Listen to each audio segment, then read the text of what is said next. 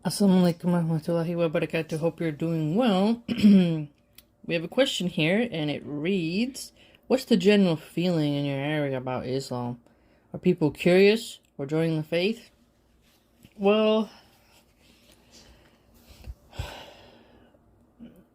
people, older women, especially older, like grandma-aged white women, are very polite and kind and compliment me on my Muslim clothing.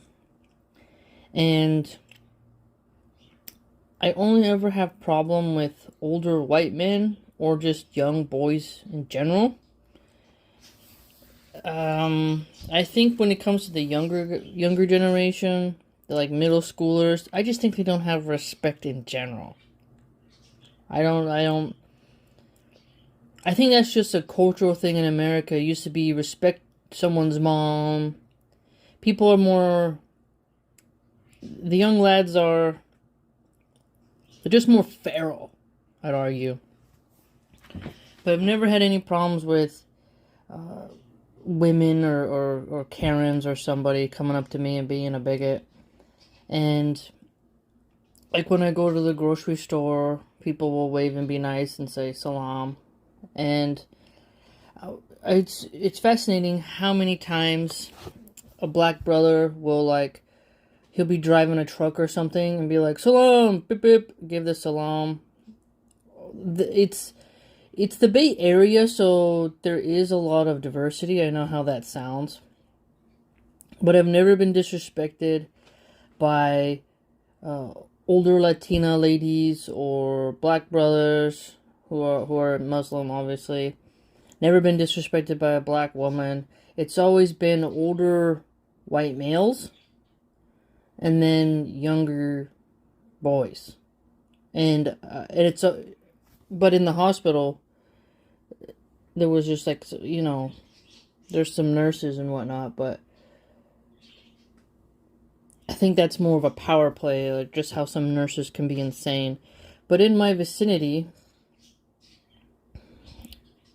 I think people treat me how they would treat the nuns in the area, because there are some nuns. And there's, Buddhists who wear the orange clothing, their orange robe. I forgot the formal name for it. There's also a priest who goes on walks, and I always see him. And he wears his black getup, so you can tell he's a priest. So I think there's a lot of respect in the community for religious figures. And I think a lot of people see me and they think of it as like a nun. Because the way I dress is different. It's not like jeans and a shirt and a hijab. It's like the full-on getup. And so I think they view that as dedication and seriousness. And older women seem to have a lot of respect for that. And I admire that. And when I get around the artsy, very vogue older women, it's hard to describe them if you're not from the Bay Area or been to New York. There's like a class of older women who go to the opera, they wear oversized glasses, they have like very unique earrings on, their hair is very short, they have a funkiness to them that is peculiar and eccentric, and I've always enjoyed them. And they are just talk to me as like they try to talk to me like I'm a shaman or something. There's people who like spiritual people, is my point. So whether you are a monk, a priest, a nun, uh, a woman wearing the full Islamic clothing, they see it as like, hey, this person's tuned into the spiritual zone, and that's cool. And that's like, we have some the male drivers, the mailmen, they wear like the Sikh hat thing, the turban. So we're quite diverse. I kind of like it because it's safer for me. I used to think if I went and lived in a Christian area, like in more Republican area, it would be safer, away from liberals. But now that MAGA has fully gone unhinged, and so many women in MAGA, like, Loomer and Gomez, but Valentina Gomez, like, they're actively promoting harm against us. I'm like, yeah, sure, they got the rainbow weirdo stuff, but they're not lashing out at me. And there's radfems, you know. But a radfem is not as dangerous, I'd argue, as the unhinged Zios who are so bloodthirsty and they're taking money to hate Muslims, right? They're being paid to hate us, and a radfem will hate me for free. Yeah.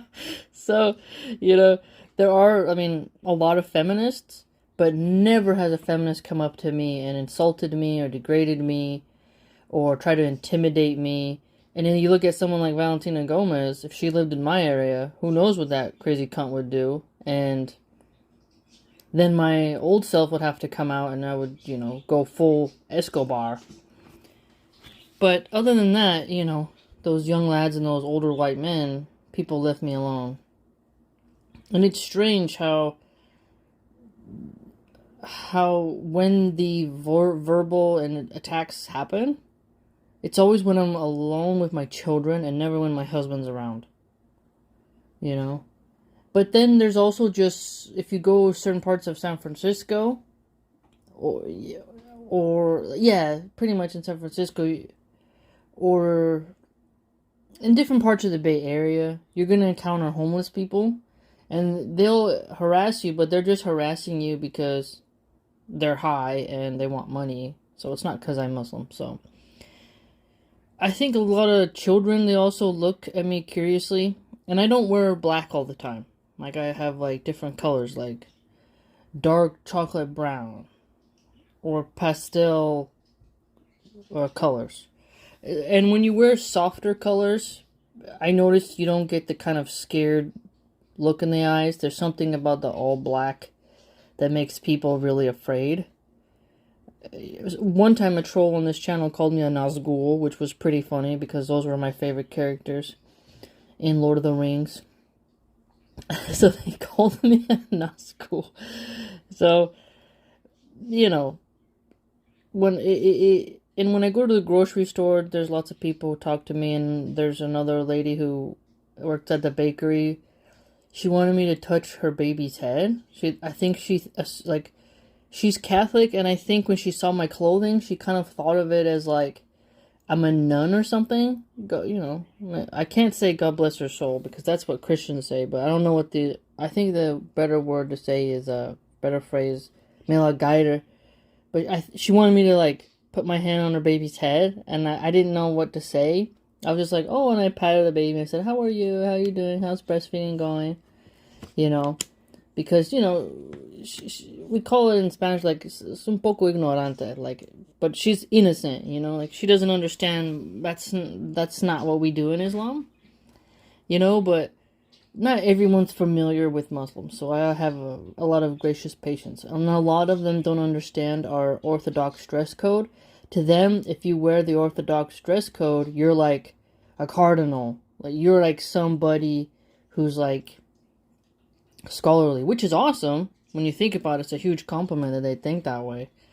But every woman who wears a niqab and a hijab doesn't make her a scholar or even necessarily someone who's devout.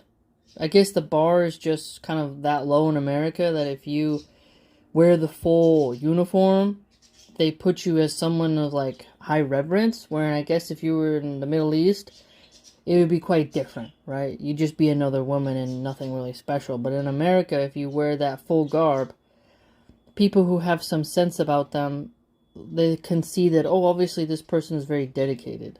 They actually really care. And they're trying their level best to follow the rules.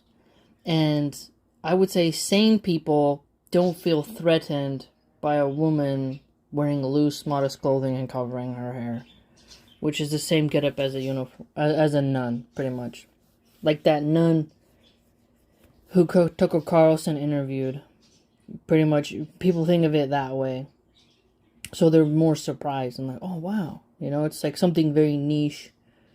You know, especially in California where women are basically naked in public. You know, modesty has now become so rare, it's like seeing a unicorn.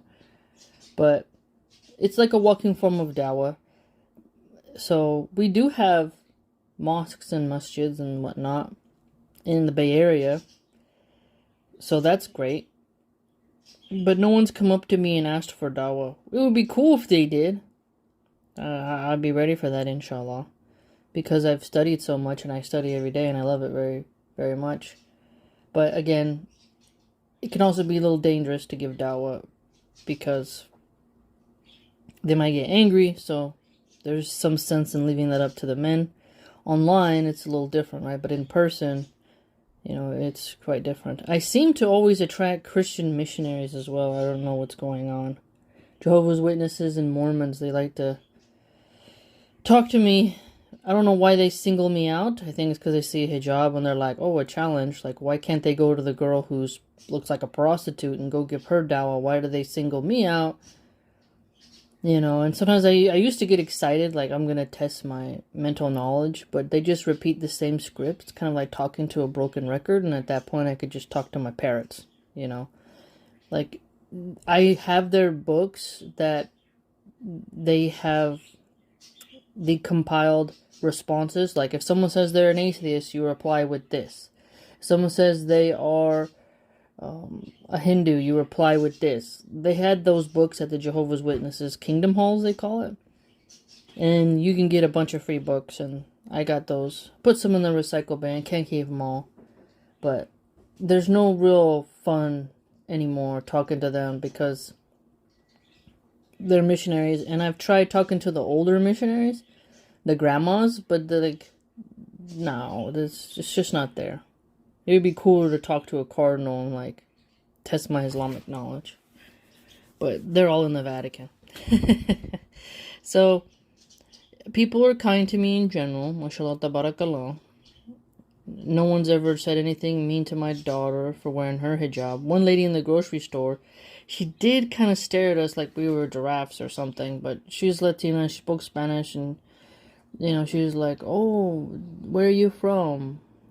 ¿De dónde eres? And I was like, oh, I'm from America. I'm from here. Oh, I thought you were from Egypt. Like, some people thought I was from Egypt. And then she asked why my youngest isn't wearing a hijab. And I said, oh, she's not really at that level yet because she runs around a lot. And it's just, she wears it at home when she wants to dress up like me. But, she's not really mature enough yet to wear it. So she doesn't have it yet. But she's getting there. So there's those moments where some people will be very curious. It's like someone seeing an Amish person, pretty much. Like, oh, there's an Amish lady in the traditional clothing. Like, whoa, it's very niche. It's very peculiar, but interesting. It's like that, pretty much.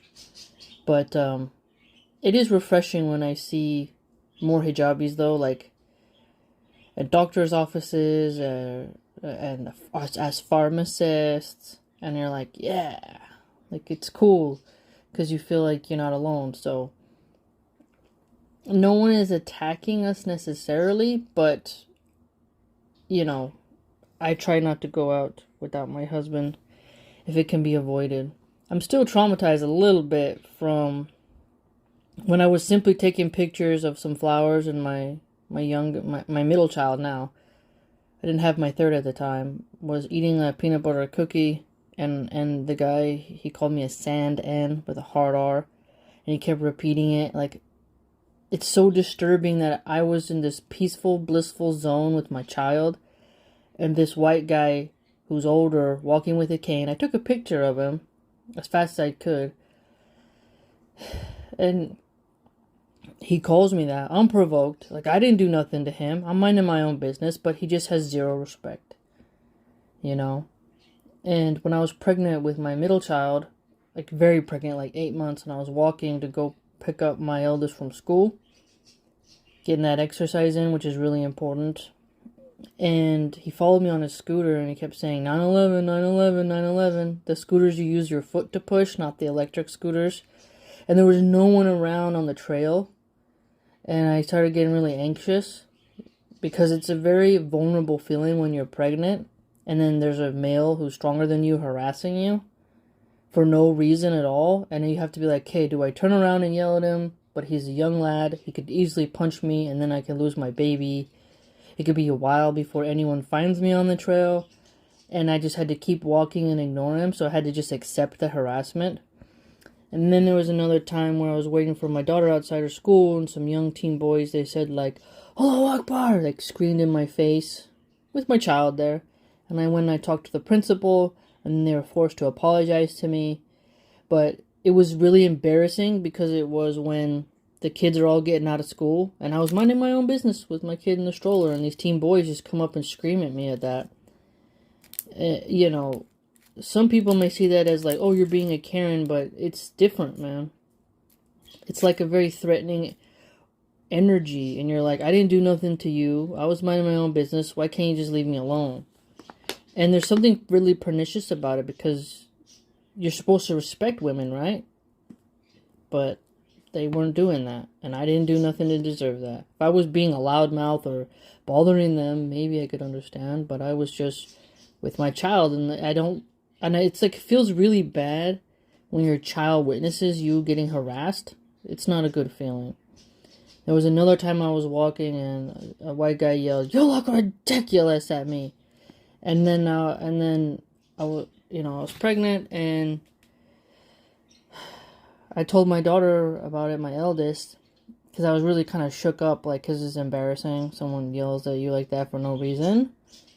And then when we were walking back, she saw him. I said, "That's the guy." And she went up to him, and he's like, "You just insulted my mom, and don't say that." And like, she was very strong and firm. And he was like, "It's true, she looks ridiculous." And then he just kept walking. But my eldest was like, "I'm not having that," you know. So she was very brave. And I wanted her to, you know, understand that maybe why I was in a frazzled mood, you know, because it disturbs the peace inside. But, yeah, other than those times, it's been pretty okay. So I hope that answers your question. May Allah subhanahu wa ta'ala protect all the sisters and brothers out there and all the children who wear hijabs to school. Ameen.